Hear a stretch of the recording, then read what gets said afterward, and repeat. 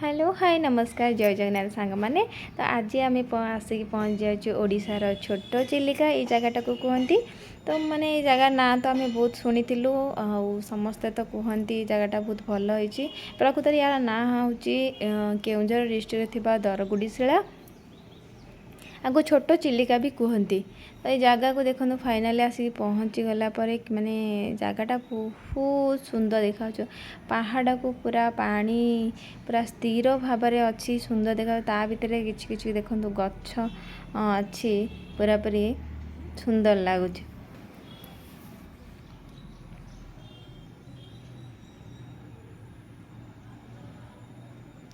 सेतबले आमर स्कूटी आसनला एटा पुराना वीडियो थिला तो सेतबले तो वीडियो विषय बेसी जानी नथली तो सेथिपई छाड़ नथले तो करिकी रखिथिली। देखो पहाड़टा पूरा माने साइज भाव में कितने सुंदर देखा जाउछि।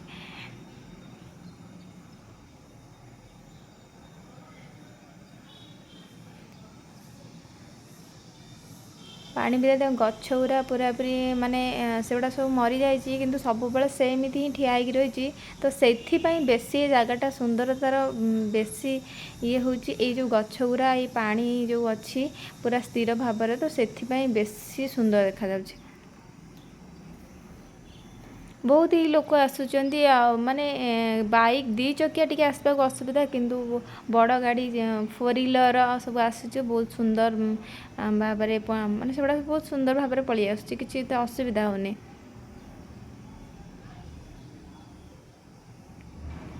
गेलु मु आ ता बाबा आसीचु बुलिबा ये लोक मैंने भी अच्छा मु भी भाभी माने एते जंगल भितर अच्छी एटी कई लोक रोन कि एठिया देखला लोक मैंने अच्छा गाधुआ पाधुआ भी कर।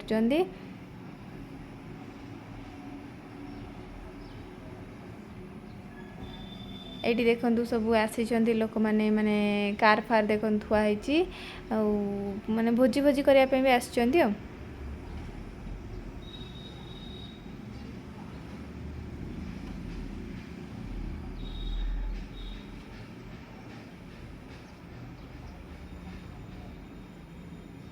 पूरा जगार आम आसिक देखो फाइनाली आसी पहुँची गलु गेलु आ ता बाबा तांकर आगरे आगरे चली सेतबेले मो धन टिके छोट होता एबे टिके बड़ हो गलानी।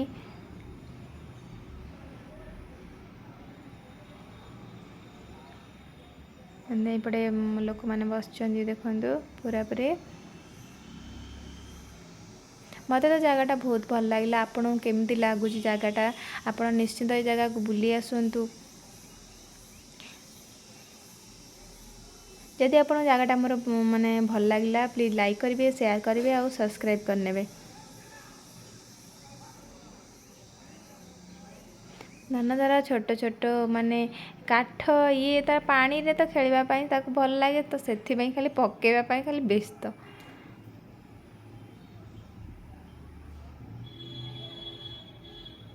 एपटे सब म्यूजिक फ्यूजिक बाजुची तो से बैकग्राउंड साउंड ऑफ कर देची। तो आमर बुलाबुली फाइनाल सरला आम बाहरिलु जीवाई आगरे कौन अच्छी चलन देखा।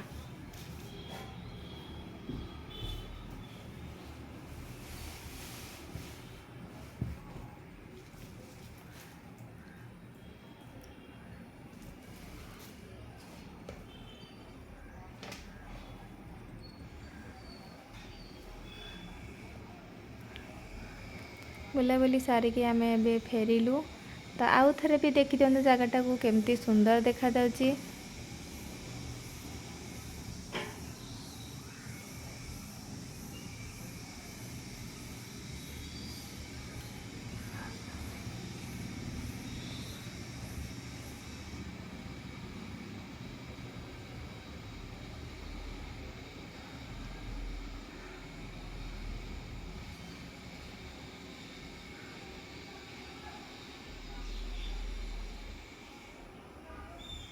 सेपटे तार डैम टे भी अच्छी तो डैम पाक आम गलुनी ଏଇଠି ଖାଲି ଏପଟେ ରହିକି ଦେଖିଥିଲୁ, ସେପଟକୁ ଗଲୁନି କାଳେ କ'ଣ ମାନେ ଅସୁବିଧା।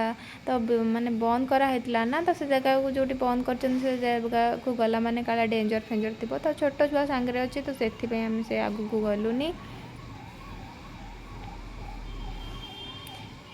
ଯାହା ହଉ ରାସ୍ତା ଏତେ ଖରାପ ହେଲେ ବି ଆମେ ଏତେ କଷ୍ଟ କରିକି ଆସିଛୁ ମାନେ ଜାଗାଟା ବୁଲିକି ତ ନିହାତି ଯିବାକୁ ପଡ଼ିବ।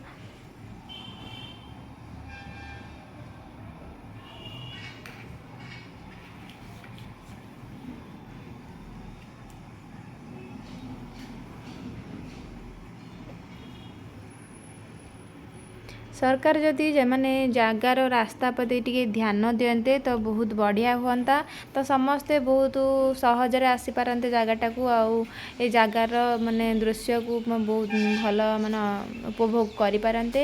ରାସ୍ତା ଖରାପ ଅଛି ବୋଲି ବେଶୀ କିଛି ମାନେ ଆସିପାରୁନାହାନ୍ତି, ତାଙ୍କର ଇଚ୍ଛା ଥିଲେ ବି ଆସିପାରୁନାହାନ୍ତି। ଆମେ ବି ଆସିଲୁ ଅଧା ବାଟ ଭାବୁଥିଲୁ ଫେରିକି ପଳେଇବୁ, ତ ଆସିଛୁ ଯେହେତୁ ଫେରିକି ପଳେଇବୁ କାହିଁକି, ତ ସେଥିପାଇଁ ଆମେ କହିଲୁ ନାଇଁ ଚାଲ ଟିକେ ଦେଖିଦେଇକି ଆସିବା।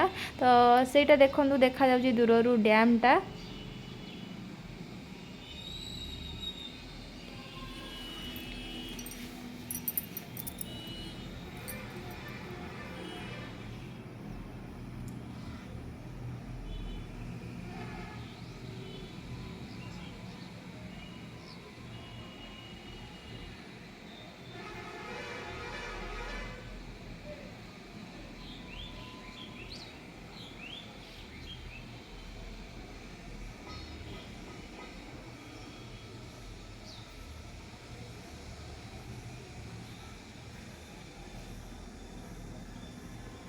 ଦେଖନ୍ତୁ ପାଣି ଭିତରେ ଗଛରା କେତେ ସୁନ୍ଦର ଭାବରେ ଠିଆ ହେଇଛି।